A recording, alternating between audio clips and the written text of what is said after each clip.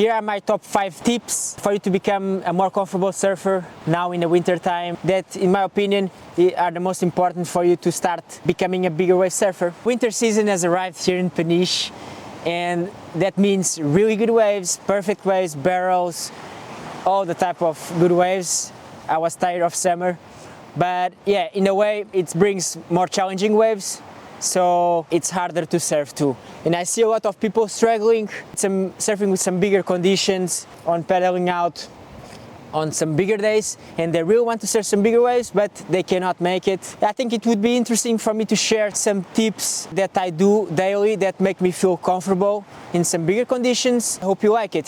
Before we start, everything that I'm going to say today will be experienced and covered in my workshop now in the 3rd and 4th of January here in Peniche. Much more information will be added.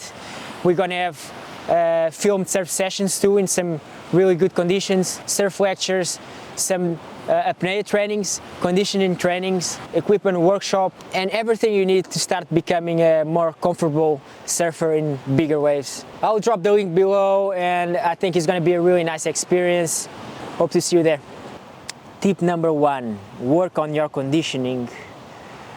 Why? Because I see a lot of people that they're out of shape. Being in the ocean in these bigger conditions is really challenging for your body. And in my opinion, it's more important for your cardio to be on point, especially high intensity cardio training. What do? I do a lot of air bike, I do a lot of ski machine, ropes, everything related with high intensity training, high intensity cardio training. It's gonna be really, really good. CO2 tolerance training, HIIT, Tabata, whatever, just do it. Don't think too much. There is so many programs on social media, on internet right now that you can do, including my pedal machine course on my platform. There is so many things. The most important is to do it. And yeah, you're gonna see that probably after even 3 weeks, you're gonna already see a big difference in the ocean. It's hard, no one wants to do it, it's annoying, yes. But I do it all the time because I like to be in shape, I like to surf some bigger waves, and if your cardio is not on point, don't think it's gonna be easy for you to surf some bigger waves. And even sometimes it's small, but it's like there is a lot of rip currents and you cannot truly enjoy surfing because of it. And to be honest, I already seen with my clients after probably 4 weeks, they can already see a big difference, and they start surfing and being more comfortable in this type of conditions. For sure it will help them catch more waves. About the conditioning training with the air bike, ski machine, high intensity cardio, doesn't matter, CO2 tolerance training. It's, for example, I'm in the water and there is a huge current and I'm paddling for 20 minutes, and then it comes a wave and I'm not tired, you know. And I see many people, a lot of my students, they start paddling for 10 minutes in the current, it's over, you know, they cannot keep paddling anymore. They get tired and then they cannot catch waves, and then they have shortness of breath. And this training is for you to feel like a machine. I can be paddling for a lot of time in the current and still getting smashed by the waves, passing the impact zone where it's very intense, and feel comfortable. And that's where this conditioning training, this cardio high intensity training comes in. For me to feel comfortable on the rip currents, getting smashed, getting inside the barrels, and still be able to stay longer time under the water. And when you feel comfortable with yourself, then you can get smashed, then you can paddle in the current and nothing really annoys you. My second tip for you, and it's a really important one, is to do apnea training. I don't know if you have someone, a professional working close by to your place, but I do a lot of apnea training, at least once a week, twice a week. I do it with my coach here in Peniche. It's a conditioning training We train a lot our cardio, a lot our CO2 tolerance. It's only add up, you know, the more you train on your cardio, high intensity training, holding your breath for longer, really helps you mentally, because you can see that like you can hold way more time than you think, and that will give you extra confidence in the water. So because you know your limits, you know how much you can hold, you know how much you can last underwater, and this apnea training, it really makes a difference in your mind. And really, of course, it's a really conditioning training, but it's really mental, gives you a lot of confidence to go charge some bigger waves, and it's been helping my clients too. Apnea training is a training of holding your breath underwater. Normally we do it in a pool because it's a safer environment for you to do it. Don't do it alone, do it always with a professional. Never do this training alone, it's really dangerous. Always with a coach or with a professional, with you, or even with some friends, because yeah, you can die. But yeah, basically it's holding your breath underwater, and there is different types of exercises, CO2 tolerance, O2 tolerance too. It really makes a difference.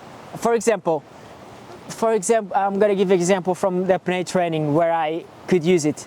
I was training in Lisbon with wave crashers with Jojo, very hard, and there was a day in a really big slab. I did a big wipeout. I stayed 17 seconds underwater. I can actually show you 17 seconds underwater, and probably if I didn't have the training, I wouldn't die, but I would experience this situation really, really way more stressed way. And to be honest, I was really chill, because I knew in apnea trainings before I could hold for 2 minutes, 1 minute, or 30 seconds, 40 seconds in the high intensity heartbeat. So I knew I just had to relax in that moment. And it's in these moments that when you know you are ready and you trained, you're gonna be comfortable and you can charge and wipe out in some bigger waves, and that's where the apnea training comes in. Every time I'm underwater, every time I'm going for a wave and I know I'm too late, or probably I keep going because I know the maximum that's gonna happen is to stay 5 seconds, 6 seconds under the water. And that's nothing. When you train, when you're ready, when you see that you can hold way more time, that fear goes away. My tip number 3 is surf every condition. I see a lot of surfers like always trying to find, easy condition, glassy, offshore, not much current, That's, in my opinion, the biggest mistake that surfers do. They want to be good, they want to become better surfers, surf bigger waves, be more in shape, but then they just want to surf easy conditions, always being in the comfort zone. That will really slow your progression. You come to the ocean, it's onshore, it's windy, there is a lot of rip currents, you need to go in anyways. Every session is important. These hard conditions will help with your paddling, with your positioning, with managing the currents. Of course, if it's like 3 meter super tubes or 2 meter super tubes, don't go. You need to see your limits, you need to see that, of course, it needs to be in a safe environment. But many times, imagine yesterday I was surfing like 4 foot in the north coast of Peniche onshore, and one of my clients was like, I don't want to go because it's onshore, it's ugly, and that will slow your surfing. Surf every condition, that will help you then surfing bigger conditions. For example, yesterday it was really bad in north coast of Peniche onshore, 1 meter. We got in, I don't care guys, I told the students, let's go in. It ended up being a really challenging session physically, and we still did some good waves. So hard conditions, challenging in the conditioning way, makes you prepared for anything, makes your cardio strong. And then we still train the technique, wave reading, And then in the end, we went to the gym.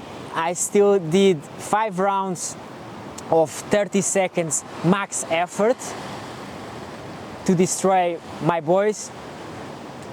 But that's how it is, you know. We need to go out of the comfort zone. Everyone wants to be good, and this annoys me in surfing community. Everyone wants to be good, but they don't want to really put the work, and there is nothing good coming like in an easy way, you know. So be serious about it if you really want to be good surfer and better surfer.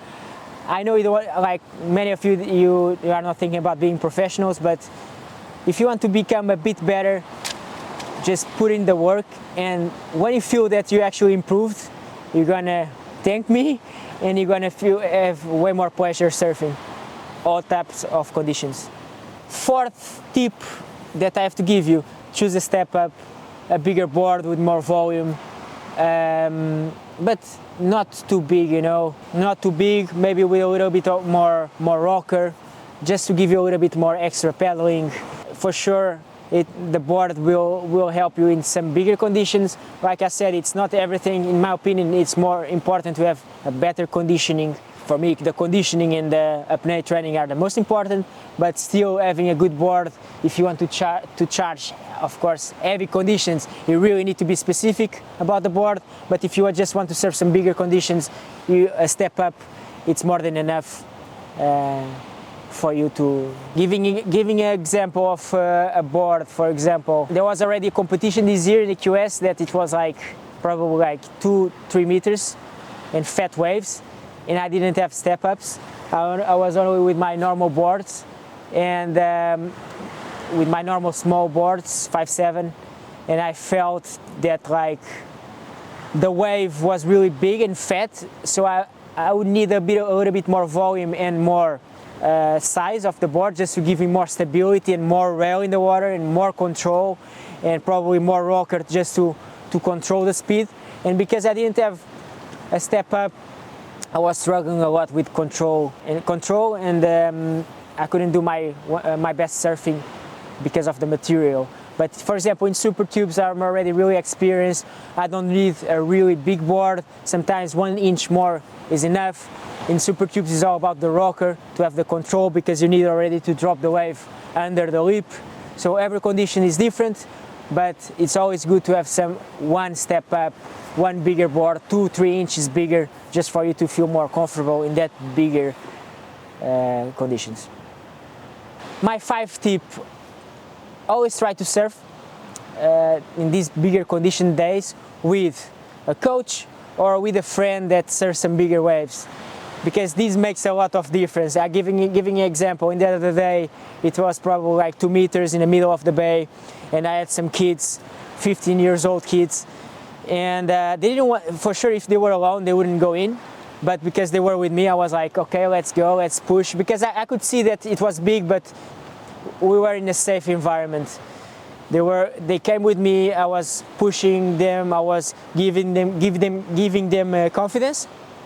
When they got smashed, I was there supporting them and make them feel like safe and relaxed. And in the end of the session, they were like, "Hey, Guy, thanks a lot. I really enjoyed. I surfed some of the biggest waves of my life."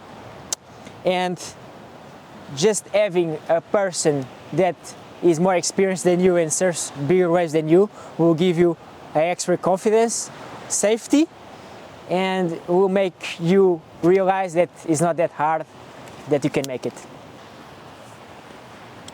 A bonus tip: always have your dog in the beach, because he might probably save you. Bonus tip: don't use small and skinny leashes like me.